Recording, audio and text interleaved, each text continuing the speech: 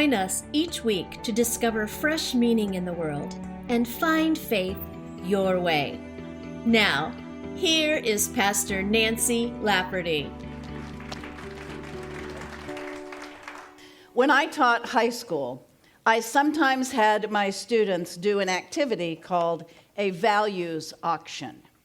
The students were given a worksheet with a list of items that were actually values that they might like to buy. I told them, pretend like you don't have any values, you don't have any of these things, and I gave them $10,000 in paper money to spend at the auction.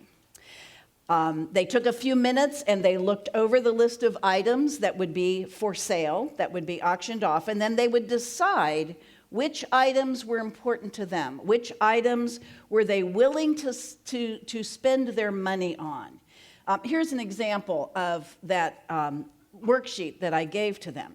So there were a variety of wonderful items they could buy. They could buy a satisfying and fulfilling marriage. They could buy unlimited travel to any location in the world, a happy family relationship, a long life free of illness. They could buy satisfying religious faith. They could buy lifelong financial security. So they sat and they spent a few minutes thinking about what values were most important and how much of that $10,000 would they be willing to bid on which individual item. So after they filled out their worksheet, then I functioned as the auctioneer, and I sold each of the items.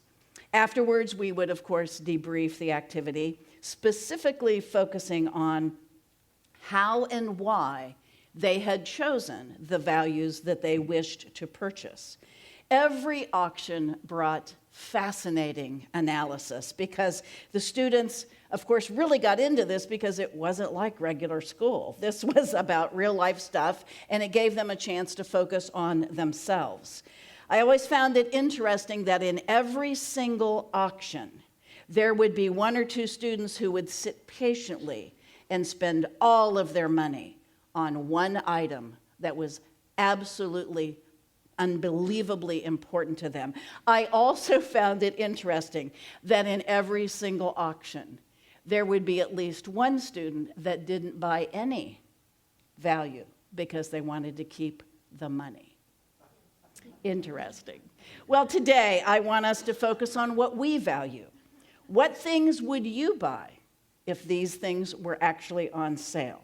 Would you want that satisfying marriage or that long life free of illness? Would we purchase satisfying religious faith or international fame and popularity? Now, unlimited travel and lifelong financial security are sounding really good to me right now.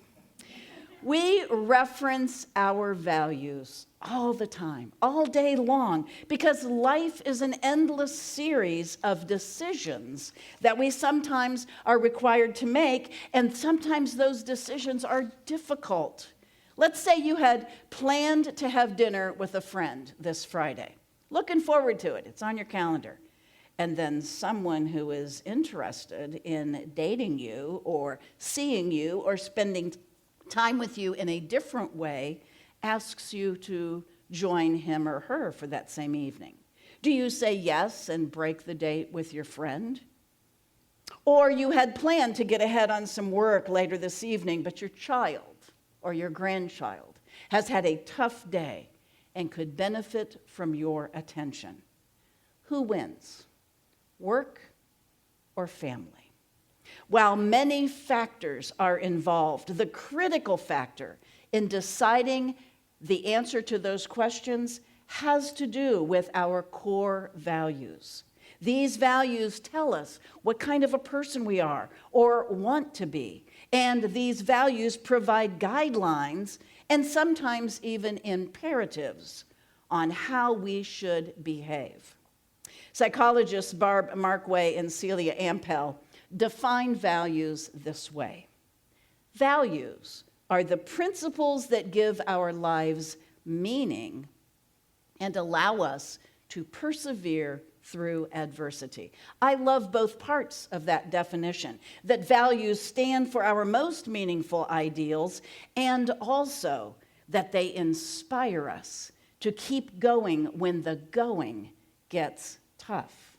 We learn values throughout our lives from our parents, from our siblings, from our teachers, from religious leaders, and from the society in which we live. We sometimes rebel against the very values we once held.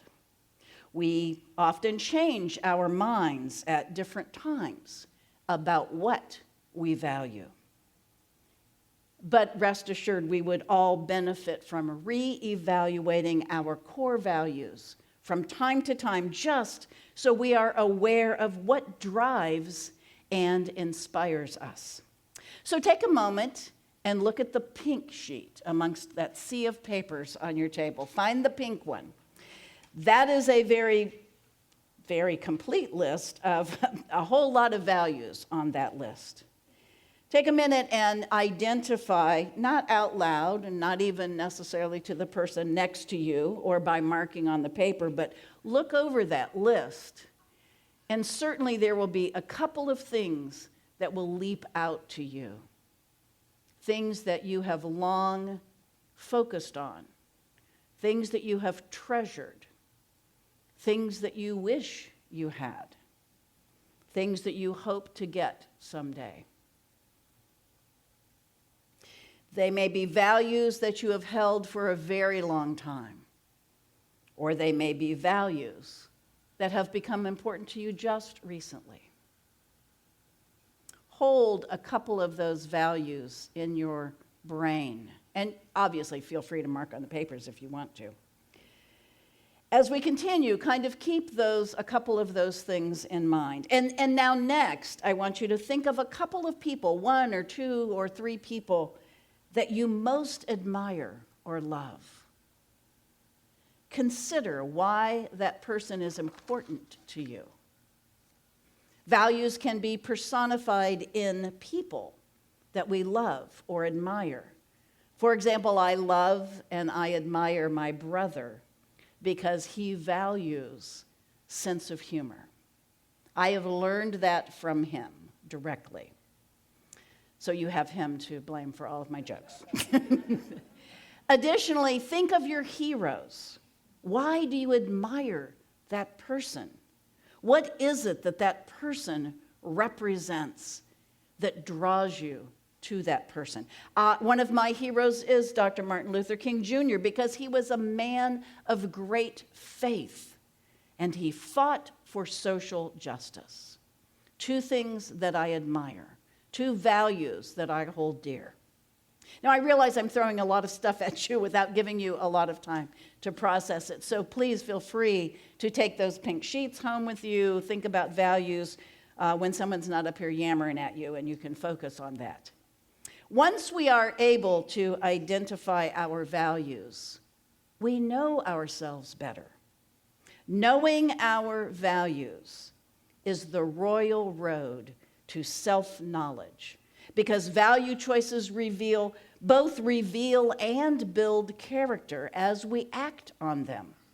Every week I stand up here and say, we provide the opportunity or the entry point for you to discover what it is that you believe so that you can live your life in accordance with your values or your beliefs. That's where I'm headed today. Once we know what we believe and what our values are, we can live a life in alignment, in accordance with those beliefs and values. When we are living out our values, we are in sync with ourselves. Now, let's be honest. When we are younger, we are trying to fit in, oftentimes, with different friend groups. And when we do that, we behave as chameleons. We change how we act, or what we say, or how we even talk, or what we believe in order to go along with this group. But as we mature, we realize that's a difficult way to live. We strive then to become more authentic. We grow weary of trying to please other people, and we long to know ourselves and live in alignment with our values. So we need to ask ourselves from time to time, am I living out my values? If I value community, am I taking opportunities to get out and become part of a community? If we value creativity, are we making time? Are we taking time to make something? Or are we just talking about the idea? It is good for us to question ourselves. Am I working against something that I wish to have or something that I deeply believe? Have I allowed conflict over something that I value and the attitude of someone else to cause me to ignore an important value? When we are living our values, we are more content. We are more at peace because we are living our intentional, authentic lives. We know who we are and we know what we stand for. Living in alignment with our values also helps us to come closer to finding our life purpose and how we're supposed to serve other people and the world at large.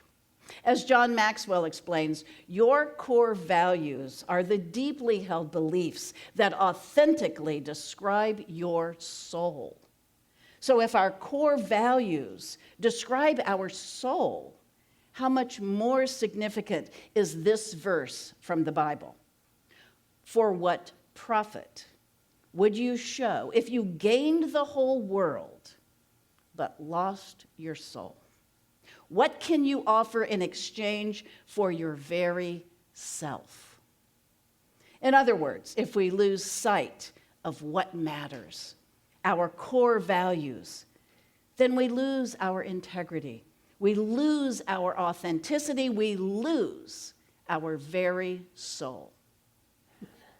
Do me a favor and now pick up the program that you looked at, that you received as you walked in. Look at the back of the program. Right under the Entry Point logo on the back page is our mission statement. Please look at that while I read it. Entry Point welcomes, values, and inspires all people on their spiritual journey while embracing diverse beliefs. We value all people. We value people. The most important aspect of this faith community is not this room. It's not the coffee, it's not the band, and it's not me. It's you. You are the core value of this faith community. You who have been faithful for years, faithful with your attendance, faithful with your giving. You who have just joined us, we value you. You matter. You matter. So as we clarify our own personal values, may we also spend time clarifying values as a faith community so that we endure for a very, very long time. Amen.